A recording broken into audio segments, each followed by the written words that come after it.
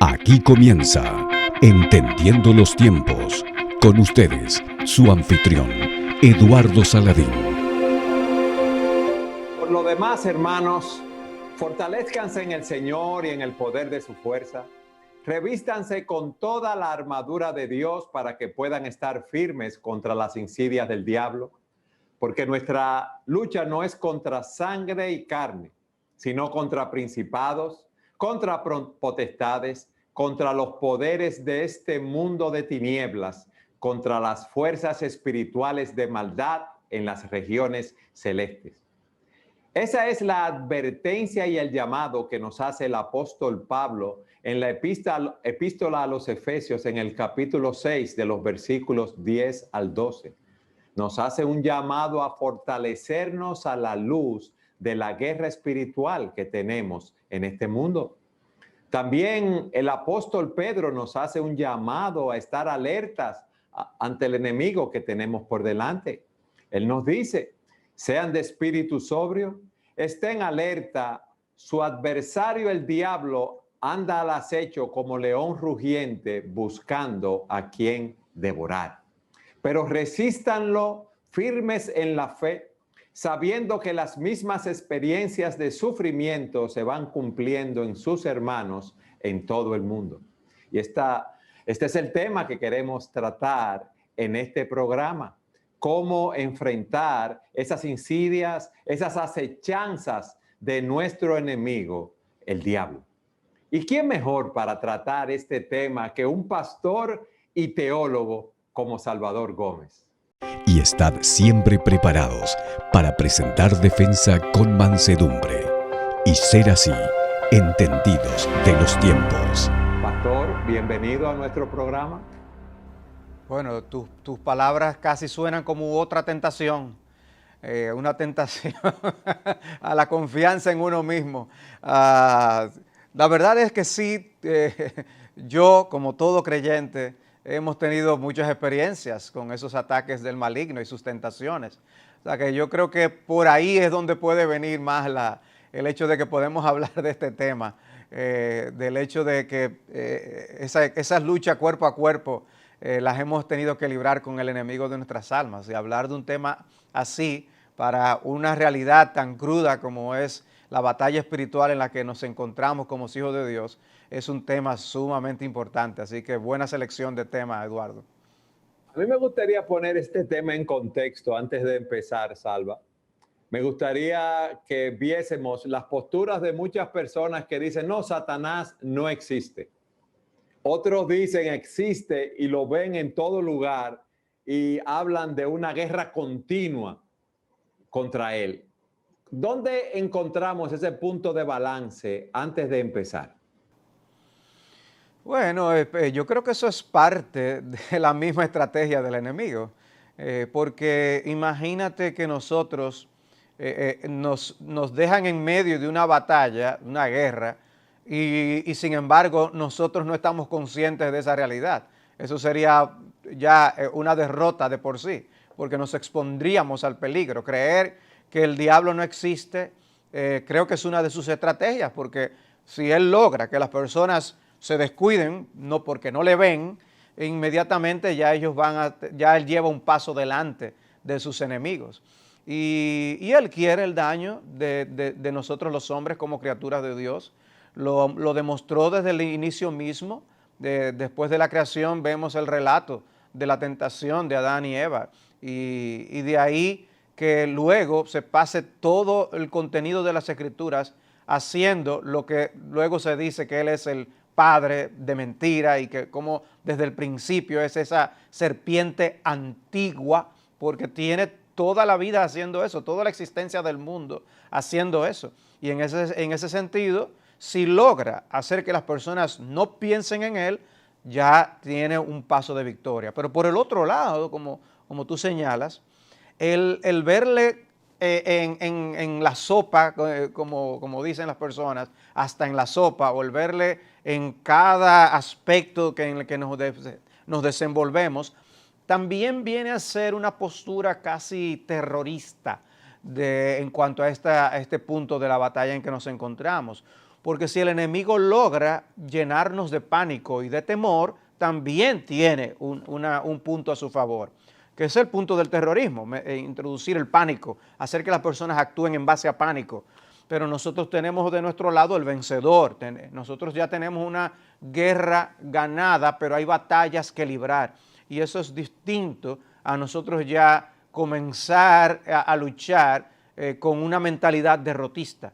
Y el diablo es un excelente enemigo en ese sentido, muy astuto, como lo llama la palabra, en saber qué tipo de carnada usar con cada quien. Por eso los extremos en este punto son muy peligrosos. Que ese asedio es real, ese asedio deliberado del maligno de Satanás sobre un individuo, lo hace con el propósito, ¿verdad?, de hacernos daño espiritual o materialmente, si podemos decirlo así.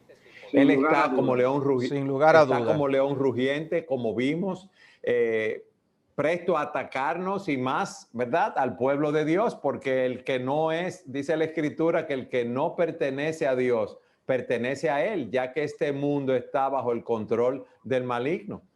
Él nos puede atacar en cualquier momento, cuando menos lo esperamos, nos puede hacer tropezar cuando estamos más débiles y sabe qué armas utilizar para atacarnos.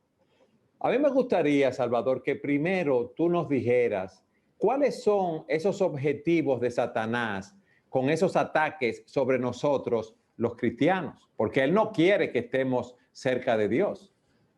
Él quiere alejarnos de Dios. Correcto. El principal enemigo del diablo es Dios, como tú señalas. O sea, el archienemigo de Satanás es Dios. Y él no quiere que los planes de Dios se lleven a cabo o se logren.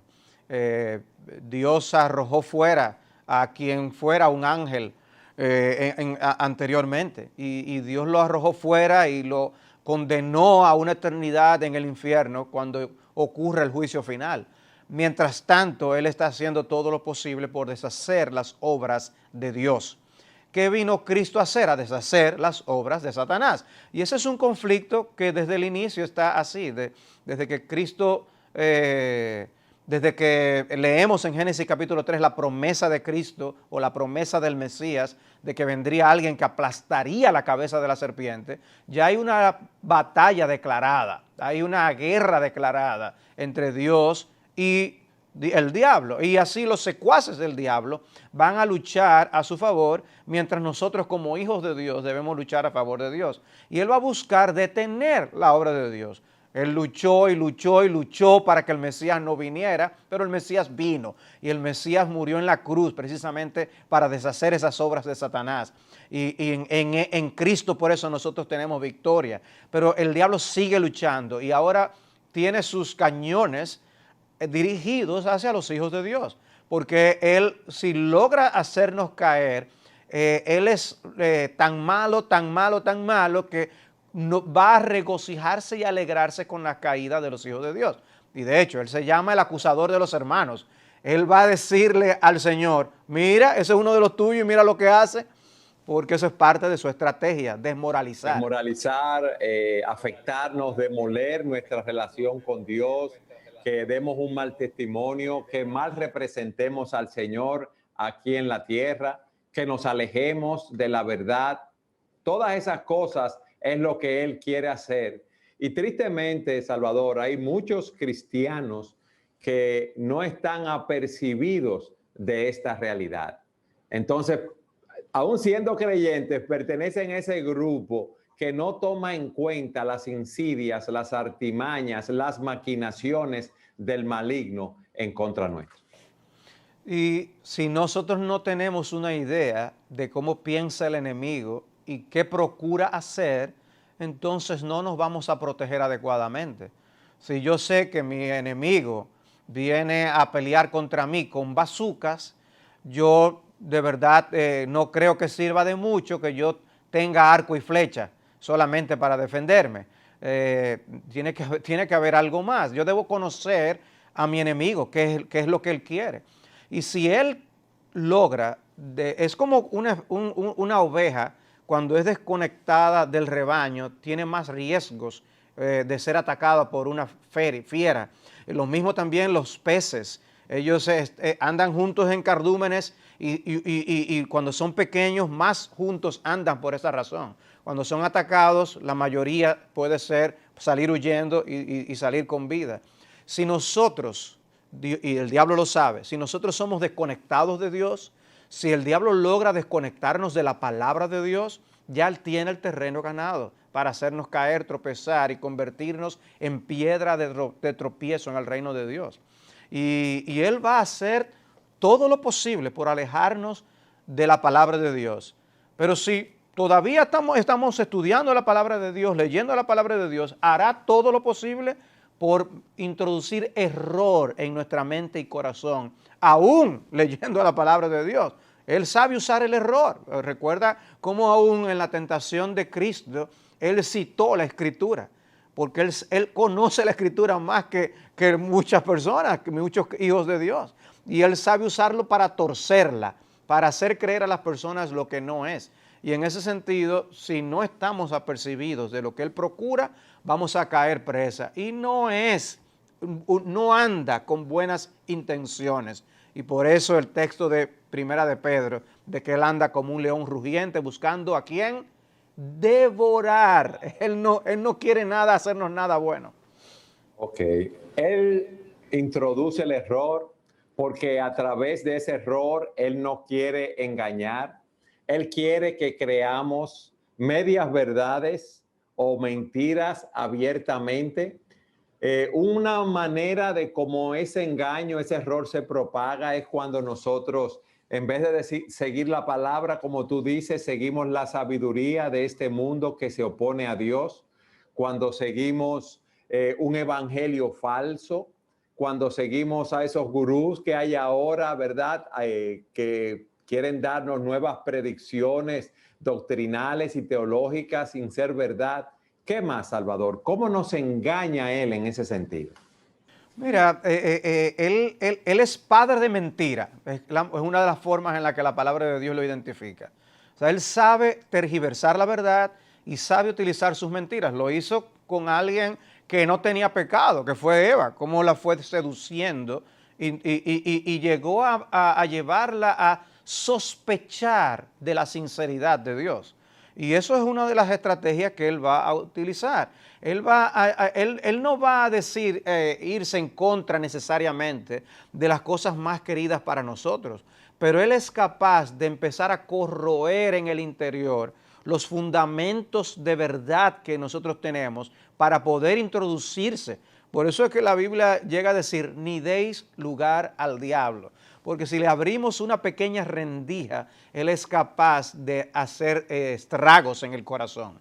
Y en ese sentido, si nosotros tenemos que aprender a ver hasta los comerciales que aparecen en la televisión y en los medios de comunicación, para poder distinguir si lo que me están vendiendo es así o es tan así, si ese producto realmente hace todo lo que ellos dicen que hace, porque quieren echar mano a nuestro bolsillo y lo que contiene. Si nosotros tenemos que defendernos de esas maneras sutiles en que el hombre usa la publicidad, ¿cuánto más no vamos a nosotros a tener que abrir bien los ojos para saber defendernos de las estrategias de que usa el diablo para engañarnos? Tú recordarás un libro que se hizo muy popular dentro del mundo de la publicación de literatura puritana. Tú recordarás el libro Preciosos Remedios contra las Acechanzas del Diablo. ¿Te acuerdas de Richard Brooks? Es una de Thomas Brooks. Es un libro que nos deja ver cómo los puritanos tomaron bien en serio la forma en que ataca Satanás para lograr defendernos. Y miren la manera como lo dicen, preciosos remedios. Está hablando de cosas que nos ayudarán a estar alertas para defendernos de esos ataques. Indiscutiblemente que el maligno sabe cuáles son nuestras debilidades, esos deseos con los cuales estamos luchando, y entonces él sabe cómo presentar esa tentación de una manera engañosa. Y entonces, como tú dices, a través de la publicidad, de lo que vemos en el mundo, a través de lo que entra por nuestros ojos, eso parece, ese pecado, ser muy agradable, que lo podemos llevar a cabo y quizás nadie se va a enterar y que podemos disfrutarlo y que esa situación no va a tener ninguna consecuencia. Él provoca esos deseos, aviva esos deseos en nosotros para seducirnos a pecar. Interesante una cita que dijo un autor, John Collins. Él decía, el diablo tiene 3 maneras de hacer que los hombres vayan tras él. Primero, comúnmente cubre la santidad con otros nombres. O sea, cosas que son buenas, le ponen otro nombre. Tú eres muy cerrado de mente cuando lo que haces es amar la verdad. Dice, segundo, persuade a los hombres de que los pecados son pequeños, pero eso no es nada, es una cosita, tú debes darte un lujito. La verdad que tú eres un hombre muy sacrificado, fíjate. Y luego, tercero, les persuade de que pueden arrepentirse más tarde. O sea, bueno, está bien, vamos a asumir que es malo lo que te estoy proponiendo, pero después tú te arrepientes. ¿Cuál es el problema? Bueno, es bueno que veamos, Salvador, en el próximo segmento, cómo Él utiliza cuando nosotros hemos pecado para acusarnos. Siga con nosotros en su programa Entendiendo los Tiempos.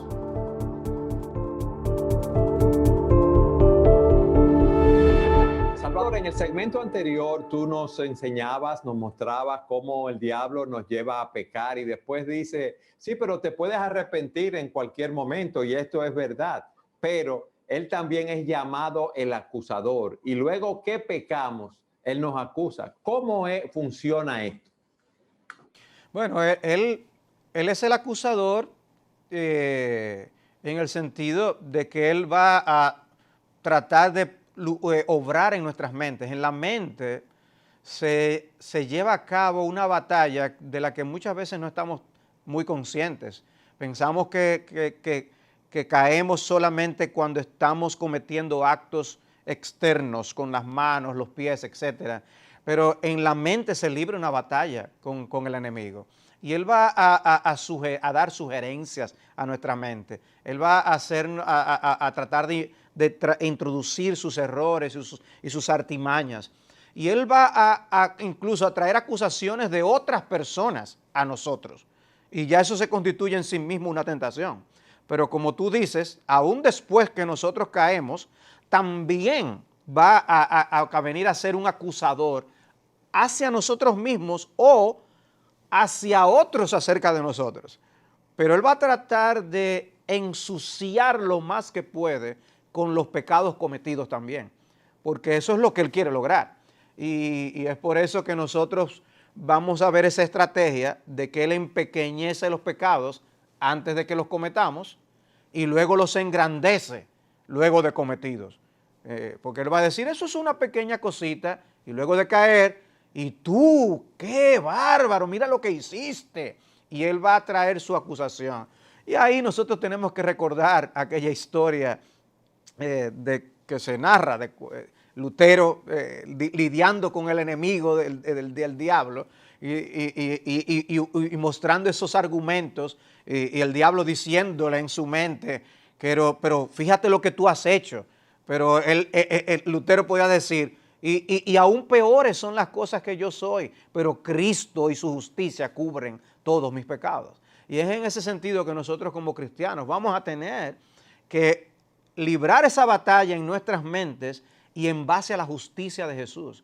No para pecar o excusar el pecado, sino para nosotros poder defendernos en base a que Cristo pagó por todos y cada uno de nuestros pecados. O sea, el diablo va a tratar de ensuciarnos y tratar de hacernos caer en base al hecho de, mira, otra vez caíste, ya deja de decir que tú eres un hijo de Dios, entrégate de lleno al pecado, cuando no debe ser así. La gracia de Dios debe llevarnos, y el entendimiento de hasta dónde llega el perdón de Dios, debe llevarnos a actuar en gratitud, a evitar el pecado, no a ensuciarnos más con él. En ese sentido, debe ser un aliciente, un estímulo hacia la santidad y no para entregarnos al pecado. Y cuidémonos también de no jugar el papel del diablo y unirnos al diablo en tratar de atacar a otros de nuestros hermanos, sino también ser nosotros un ente de ayuda para nuestros hermanos cuando caen en pecado, como nos enseña Gálatas 6. Salvador, ¿puede el diablo afligirnos físicamente a nosotros o a un ser querido con una enfermedad? ¿Puede haber una tragedia propiciada por él, un crimen, una persecución o algo así? Yo creo que todos tenemos que estar muy claros en el hecho de que el diablo es malo, es terriblemente malo, cruel, y él va a tratar de hacer cuanto daño le sea posible para hacer caer a los hijos de Dios. Y si tiene que hacer algo aún a aquellos que son de los suyos, porque nosotros, la Biblia nos describe como naciendo naturalmente en este mundo cuando nacemos como hijos del diablo. Y solo Dios, trayéndonos a Cristo por arrepentimiento y fe, es que nos lleva a ser hijos de Dios. Entonces, en esa realidad de que nosotros fuimos sacados de entre los hijos del diablo para poder ser parte del pueblo de Dios, de los hijos de Dios, Él va a usar cuantos medios sean posibles para nosotros ser infieles al Dios que nos salvó y nos rescató. Y si para eso tiene que enfermarnos, enfermar a uno de los nuestros, enfermar a alguien a nuestro alrededor, Él lo va a hacer. Y el caso que tenemos claro, obvio en las Escrituras, es el ejemplo de Job, como un hombre que Dios mismo dice que era un hombre justo. Sin embargo, Satanás busca la manera de hacer que Dios dé el permiso o la autorización, porque el diablo no se conduce soberanamente en la tierra. Él es el príncipe de este mundo, pero hay un solo rey de reyes y señor de señores, que es nuestro Dios. Y en ese sentido, Dios le permite una esfera de actuación y cumpliendo así los propósitos eternos de Dios, para la postre traer gloria a su nombre, gloria a Cristo, el cumplimiento de su plan de redención. Pero mientras tanto, ese enemigo causa mucho daño. Ese enemigo causó la muerte de Cristo. Ese enemigo le llevó a la cruz, utilizando a las personas que lo llevaron a la cruz. Y tú piensas que él así no utilizará cuantos medios estén a su alcance para hacernos daño a nosotros, causar enfermedades. Eso es nada para él. Job no solo perdió sus posesiones y sus hijos, sino que él enfermó de una manera tan grave que su esposa le dijo: maldice a Dios y muérete, de lo mal que estaba Job. Y en ese sentido él va a provocar enfermedades también. Él va a obrar muchas cosas en este mundo para hacernos desconfiar de Dios, para hacernos hundirnos más en el pecado, para a la larga alejarnos del Señor. Pero es bueno saber que Él tiene cierta cantidad de libertad, pero es una libertad limitada y que Él no puede hacer todo lo que desea.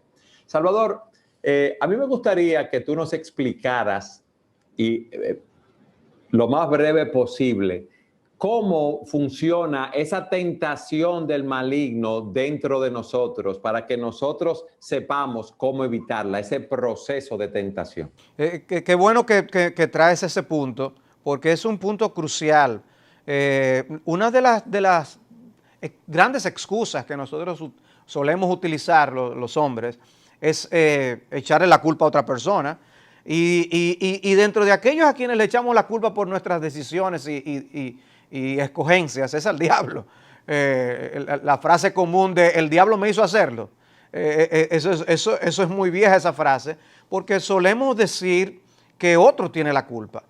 Sin embargo, la Escritura es bien clara al respecto, y llamo la atención a un texto que hay en el libro de Santiago, en el capítulo 1. Dice en el versículo 13, cuando alguno es tentado, no diga que es tentado de parte de Dios. Oye hasta dónde está llevando este texto el tema. Nosotros somos capaces de decir, es que Dios fue que me puso esa situación ahí. Si Dios es soberano, Él fue que me llevó a hacer tal cosa. Y Santiago dice en ese texto, ninguno diga, está prohibido decir cuando alguno es tentado que eso fue de parte de Dios, porque Dios no puede ser tentado por el mal, ni Él tienta a nadie. Y entonces ahora nos da una explicación, sino que cada uno es tentado cuando de sus propios deseos es atraído y seducido. Entonces las pasiones, después que han concebido, dan a luz el pecado, y el pecado siendo consumado, da a luz la muerte. Y entonces aclara, toda buena dádiva, todo don perfecto desciende de Dios. De Dios viene lo bueno.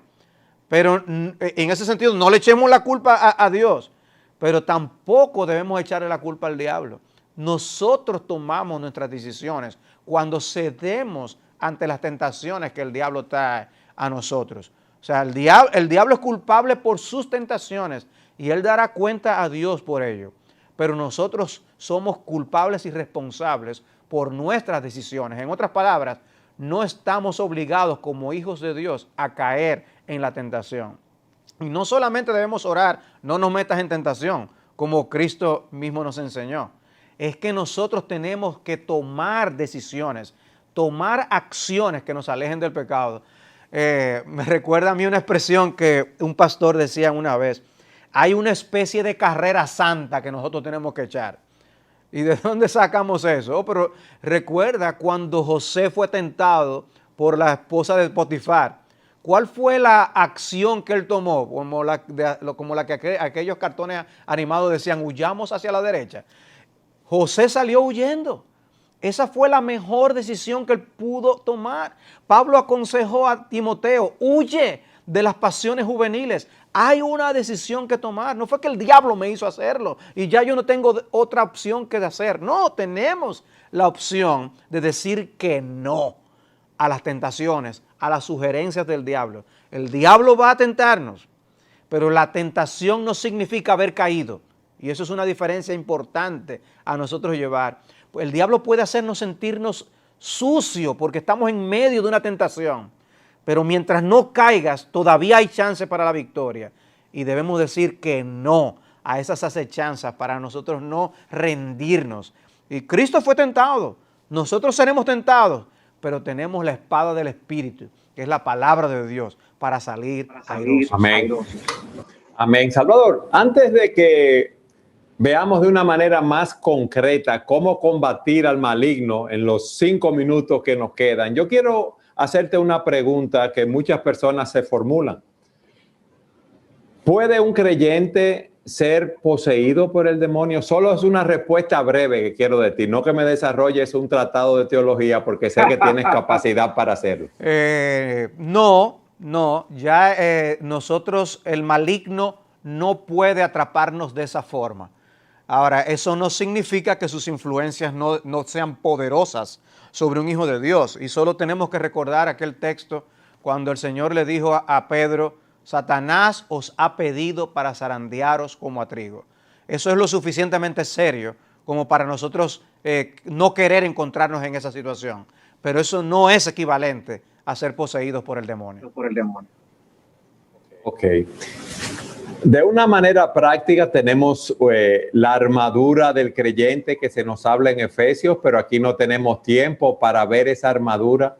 ¿Cómo podemos prepararnos, ya que Satanás anda como un león rugiente, para nosotros enfrentar todos esos ataques del maligno, todos esos ataques satánicos que tenemos? Bueno, ese texto que tú mencionas de Efesios 6 nos dice al inicio es que debemos fortalecernos en el Señor y en el poder de su fuerza.